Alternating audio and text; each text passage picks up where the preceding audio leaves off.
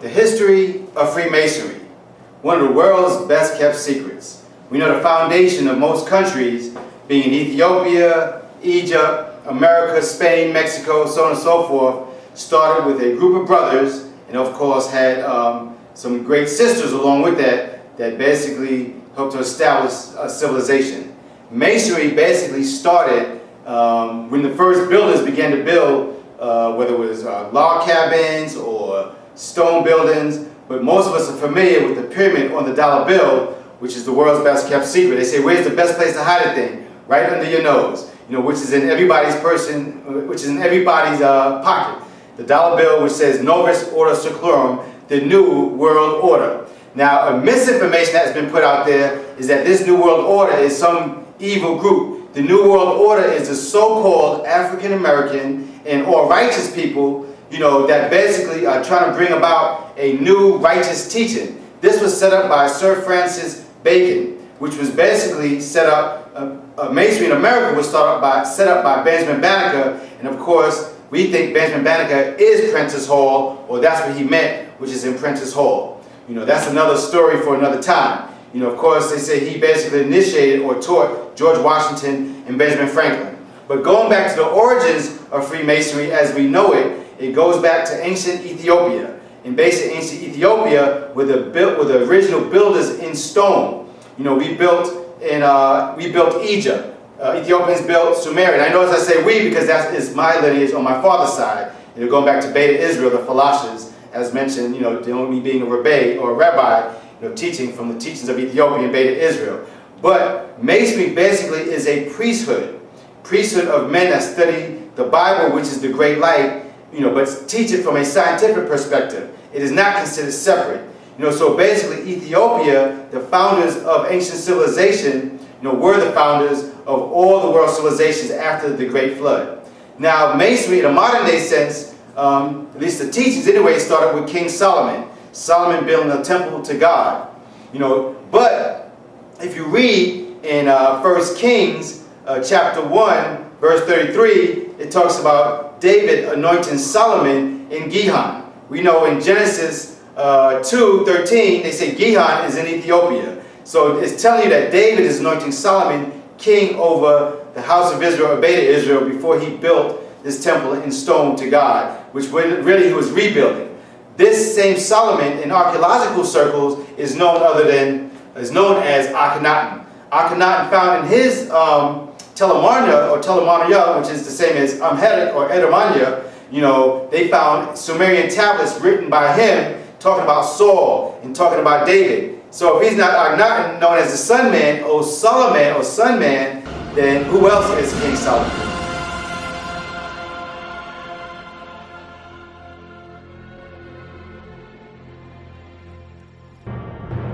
If you could see evidences that the God of the Bible knew of things in astronomical science that mankind has only just recently come to the knowledge of, wouldn't you want to know more?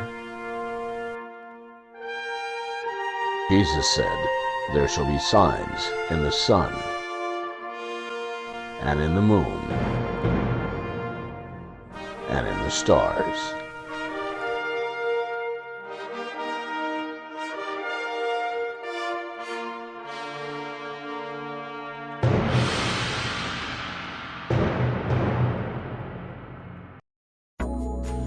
Let's lay some groundwork. The diameter of a circle is measured horizontally across the width at the center point. The mean diameter of the sun is 864,000 miles. Now see the moon's diameter is 2,160 miles.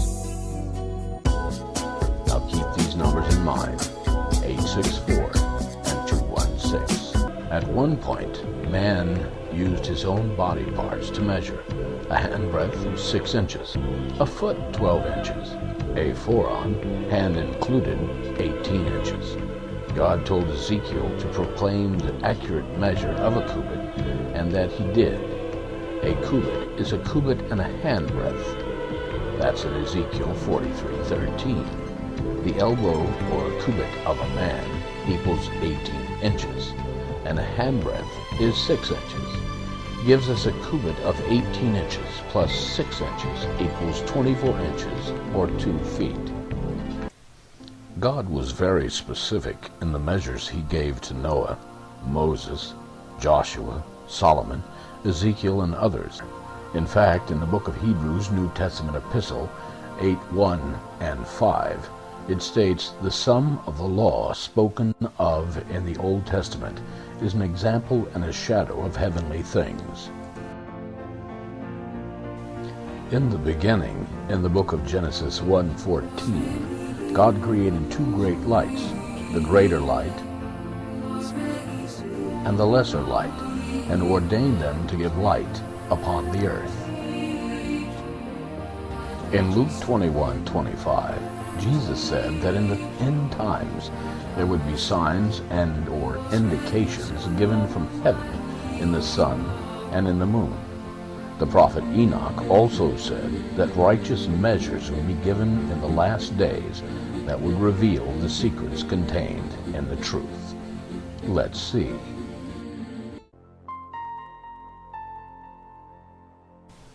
The two pillars Solomon built in front of the temple in Jerusalem were also shadows of the two great lights.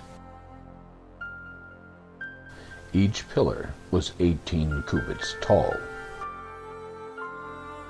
18 cubits times 24 inches per cubit equals 432 inches. Times two pillars equals 864 inches. 864,000 is the diameter in miles of the sun. Each pillar had a base of circumference of 12 cubits in length. 12 cubits times 18 cubits in height equals 216 cubits. Remember, the diameter of the moon is 2,160 miles. 216 cubits times two pillars equals 432 cubits times 2 feet per cubit equals 864 feet.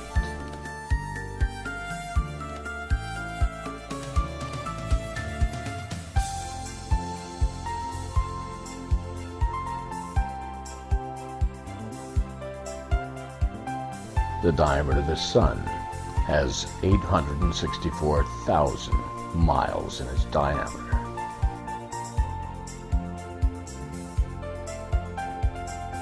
There's a good video that you'll see called "When the Moors Ruled Europe," a great video. So in that video it talks about how we ruled, but in 1555 that came to a stop in the Inquisition, and then eventually England came in, and then under Sir John Hawkins began to round us up or overtake our ships and brought us back over here. A majority of us were already over here. We know that as being original Native Americans, original Moors. We already many of us were in America, about 85% of us, but the 5% or 10% was brought over back to America. And then a lot of what we call masonry, a lot of us had to go back again into seclusion. So some of us went up into Ireland and up into Scotland. We became known as the Black Irish, or the original Scottish Highlanders. Like in the movie Highlander, the original Highlanders was us as well, also known as Moors. And then some of us went into Germany, as we mentioned in another segment, became known as the Order of St. Maurice. And then all of that teaching in a movie called National Treasury, we see that we got on a boat, we brought it back to America, they show our seal, the great seal on the dollar bill. So when we died, we went into a sleep. They show us in cryo sleep, like they do in Avatar, another movie in Lost in Space. We go to like not a physical slavery or physical sleep, but into a mental sleep. Therefore, what we call today Freemasonry is originally a teaching we gave to our Caucasian brothers that they incubated for a long time, that we passed to them when our civilization fell. But then we know today that this is something that we have to come back and kind of retrieve, or they will give it back to us. The teaching was passed on to Benjamin Banneker. Benjamin Banneker helped establish Washington, D.C., designed the government to go with it. He also designed Wall Street in New York City, or reestablished Wall Street, I should say. In the way our clothing line, plumbing, science, buildings, everything he reinstituted through what we call Freemasonry, and of course, he began to tutor George Washington and Benjamin Franklin. Some say Benjamin Banneker was Benjamin Franklin, and many say that Benjamin Banneker was also Prince Hall, or Prince Hall was the name of the place that they stayed. Can you imagine that? If we find out that Benjamin Banneker was Prince Hall, who actually designed Washington, D.C., and the government to go with it, there's a new book called Lost Symbol, and it basically talks about Masonry. And the New World Order is us, the original righteous people, specifically the so-called African American, who went through slavery for 430 years and reunited with our brothers over here. And this is the time that we are living, and it's time to wake up from a dead level to a living perpendicular. The Order of the Eastern Stars, which is the counterpart of the brothers called Freemasons. The Order of the Eastern Stars goes back to the goddess, which goes back to, there is no birth record how far the goddess goes back. Of course, you had Father Sky, or our Father in the universe, and you also had Mother Nature. As they used to say, don't mess with Mother Nature. So the Order, which is a group of sisters that basically were the mothers of civilization, the parents of the whole human family of the planet Earth. She was the one that actually nurtured, the first nations to come into existence. Of course, the father or the man, his goal was to provide and protect.